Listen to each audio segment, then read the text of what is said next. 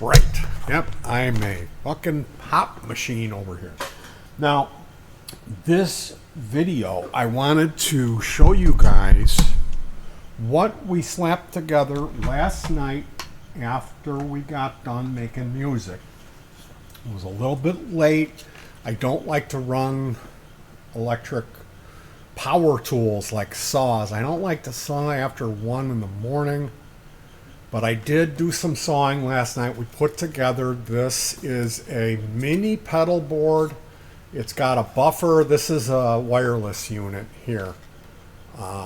There's a Benson preamp, which is a JFET preamp. It's a really nice sounding treble bass gain volume boost pedal or preamp.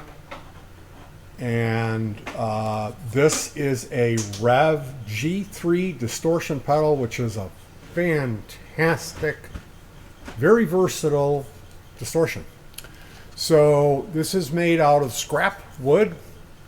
It has 3 18650 batteries that go to this toggle switch here.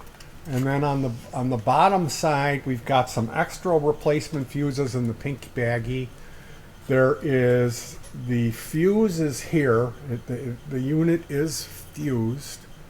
And safety comes last. This is a LM2596. These are around $1.25. You buy them on eBay or AliExpress, and it has this blue 100 turn trimmer potentiometer. So you can see there's a shiny brass circle. There's a brass golden looking circle that I'm pointing at.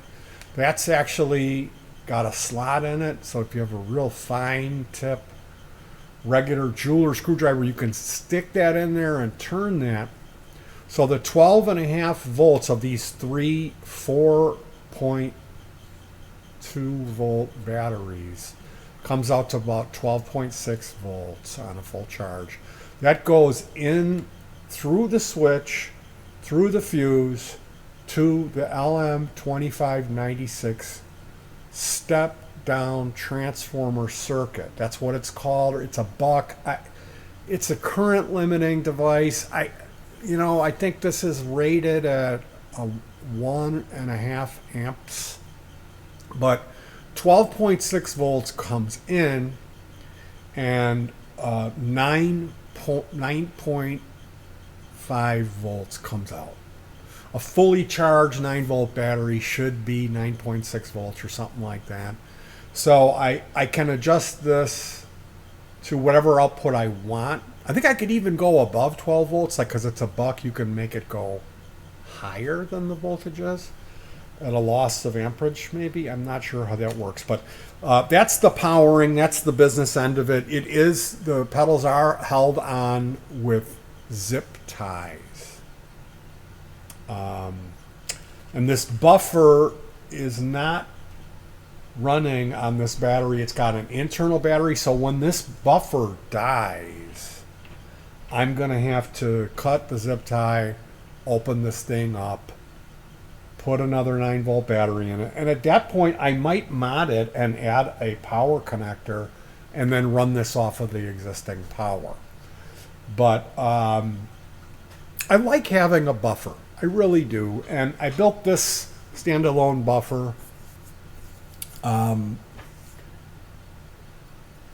simply because sometimes it's nice to have one, and then I screwed it down to this thing. So it's like, I mean, if you need a buffer, you can always grab any Boss or Digitech or if a pedal looks like this with this type of switch, chances are really high that it's not a buffered bypass, and it's a true bypass.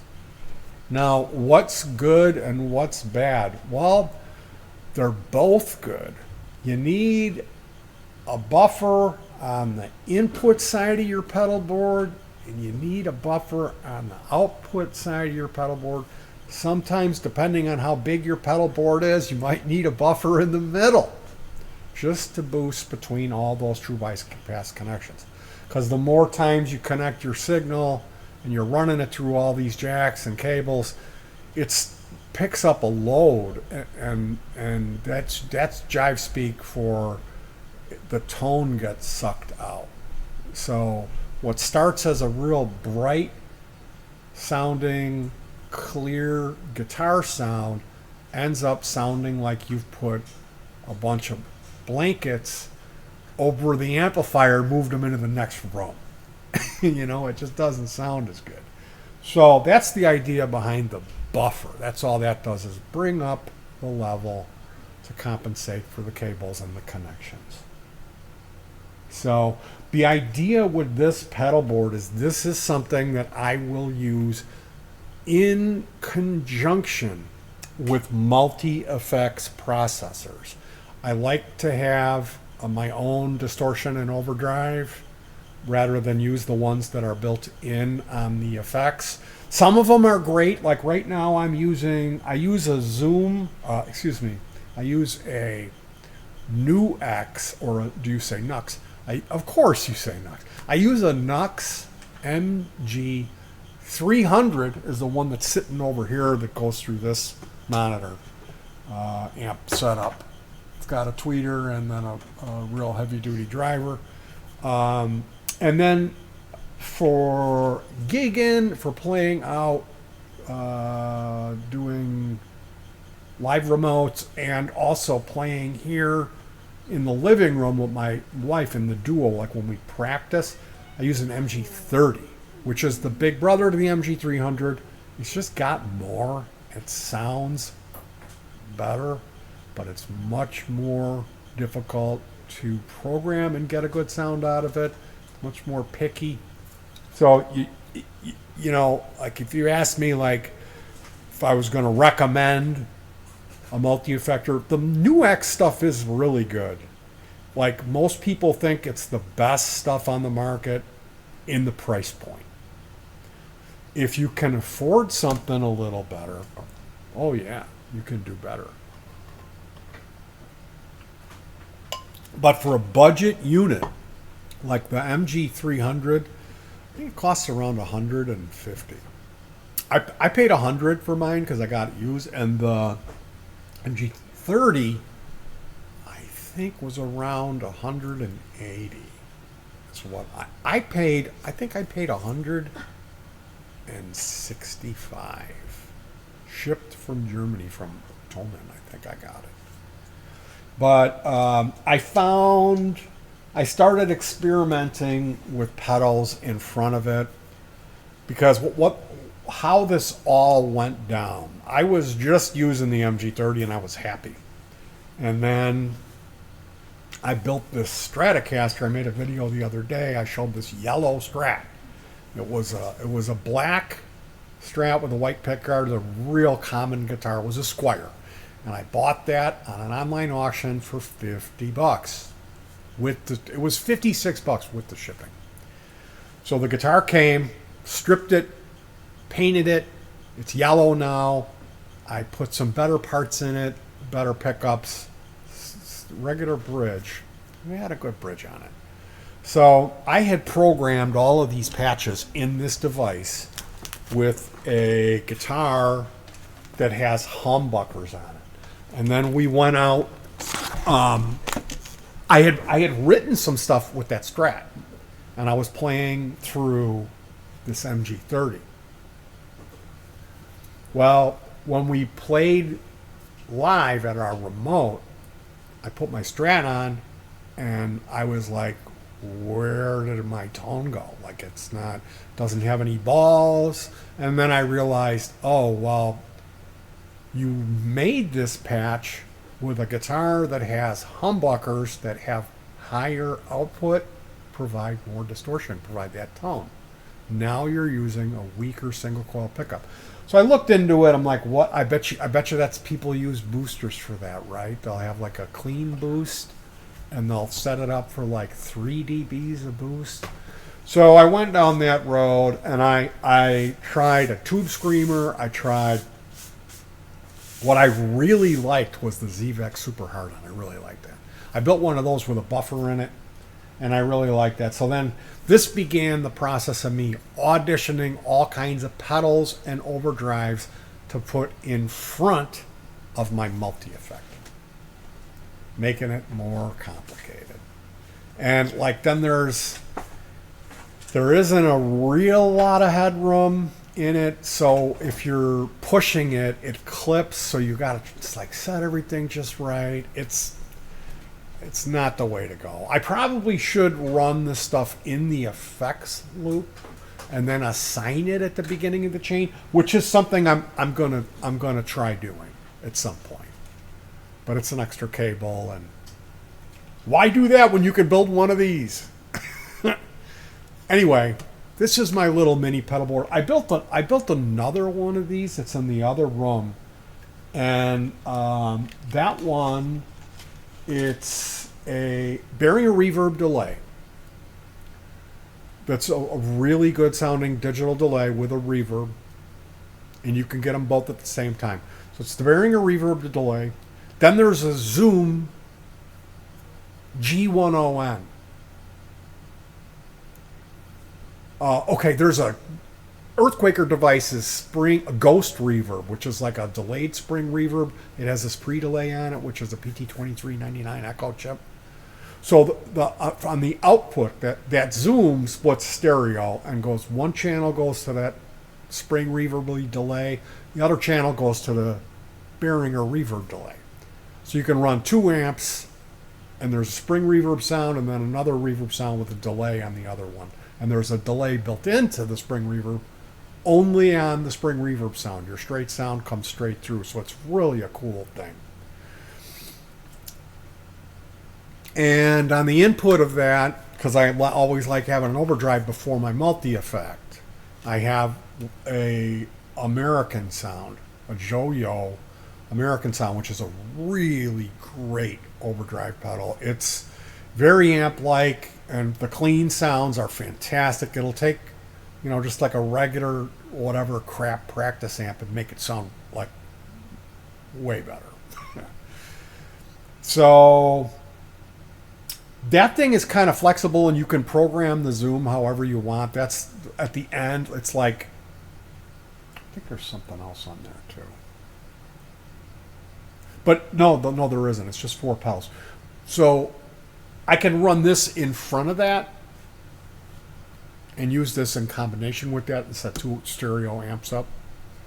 And then use this looping pedal. I've got a looper drum machine. So that might be one thing that we try. I know I'm going to run this with that. This Rev G3 distortion is an incredible distortion.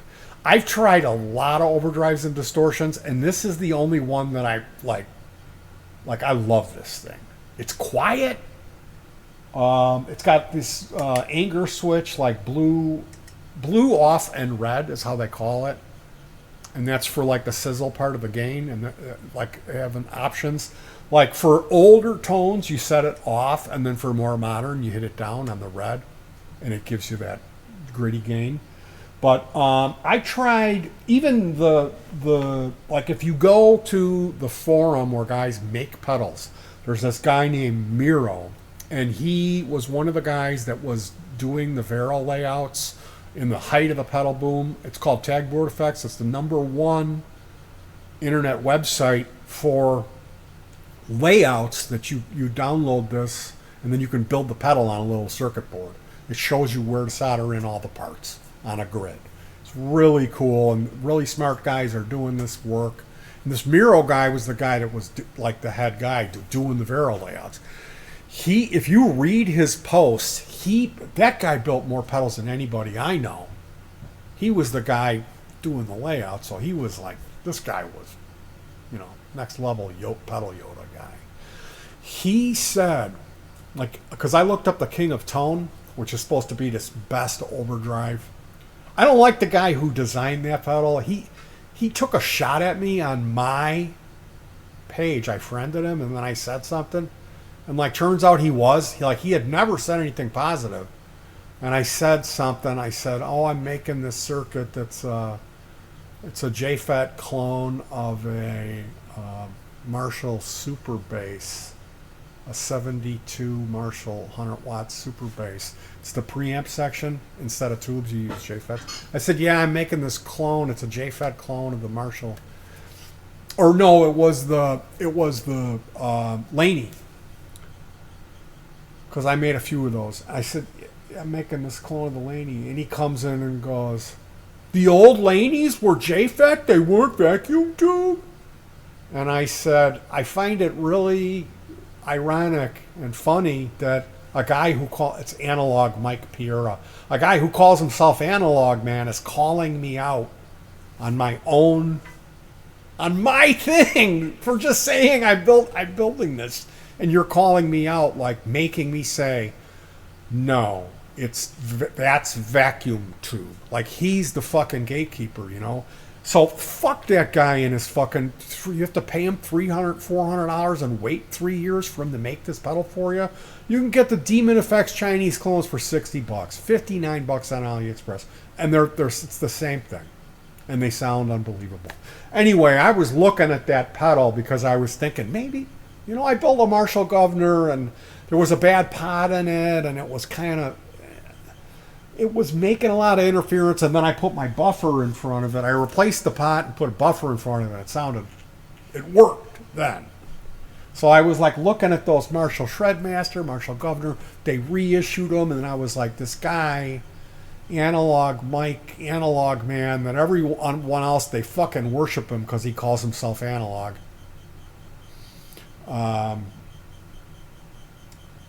No comment on that. That whole thing, like, blindly, you know. I mean, analog and digital are two different things. Doesn't make you a better person or make you more sincere because you use one or the other. And that's the truth. Now, somebody who's going to call themselves that is going to have to do a lot of tap dancing and that's what he did on my page. He came at me sideways for not saying, "Oh, I use JFETs. I didn't use vacuum tubes when I built this thing." And it was clear to me when I said I'm building a JFET clone of the Super Bit or the Laney. You know, it wasn't clear to him. He had to fucking tap dance and call me out. So I looked this thing up. It's called the King of Tone pedal. It's a double. It's supposedly he took two Marshall Governors and modded them out and put some options on, and put them in the same chassis. So it's like stacking two. And some people love this thing.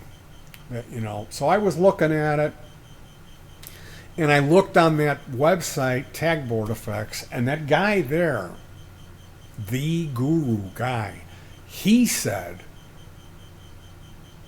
it's a great overdrive, but it's no Clark Gainster. So I started looking at that, and they were building these Hoochie Mama, which it's a Clark Gainster, which is a weird blues pedal.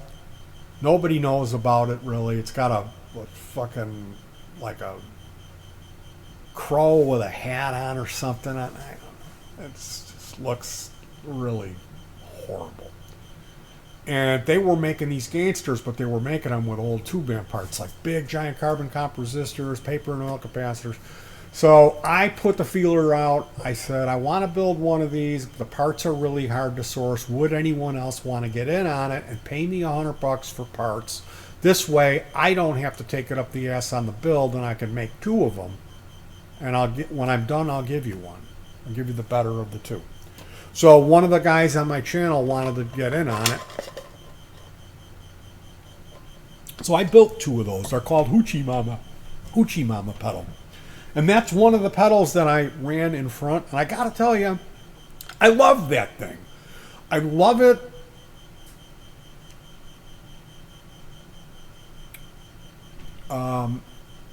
But for different reasons than what I really need. What I really need, so far, I really like this Benson. This may come off of here.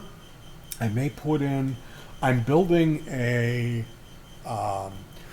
EP booster. It's an Echoplex booster. So the Echoplex was a tape delay, and guys used to plug this in and play through it. And then when they let's say they did a gig where they didn't bring their Echoplex, they would go, man, what happened to my tone? Well, it's because the Echoplex had another gain stage in it. It was a tube device, and it had this other gain stage. So they cloned that, and instead of using the tube, they used the JFET, and it's a super popular pedal. It's got 2 internal switches for treble boost, or bright, and fat, which is the low end. And you can put those switches on the outside as EQ toggles. So that's what I'm going to be building next.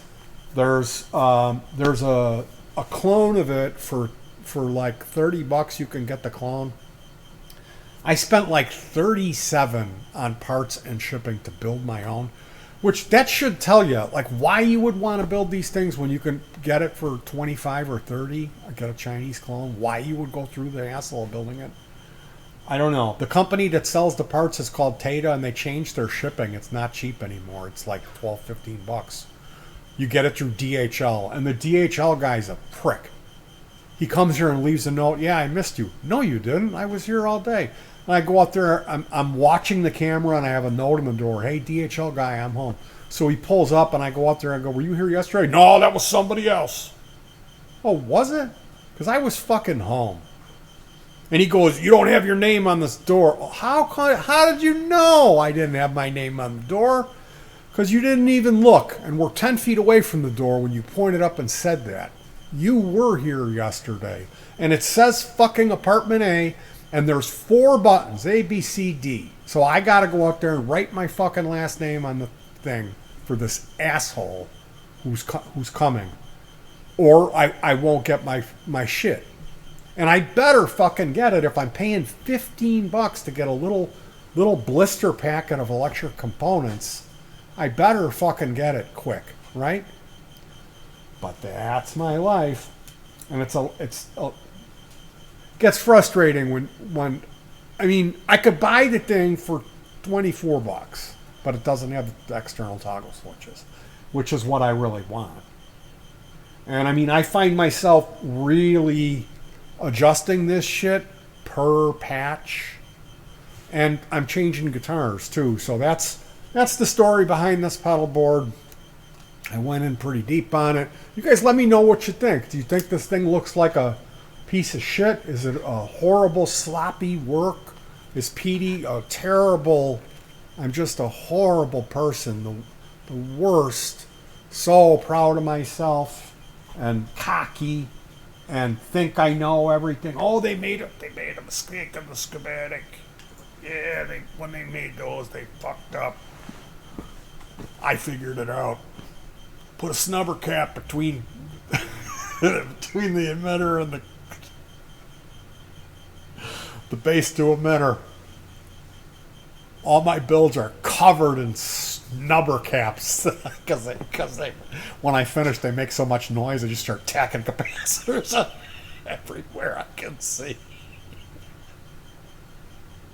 This is all true stories about other guys that I know. Anyway. Thank you so much for joining me. And if you haven't looked into oleocitrate lemonade and you're watching this channel, shame on you. This is really good. Oh well, horses and water. You can keep going with your Mountain Dew Code Red. I'll talk to you later. You guys try to stay cool. Hug your pets, and oh, there's my there it is. Peace. We'll see you next time.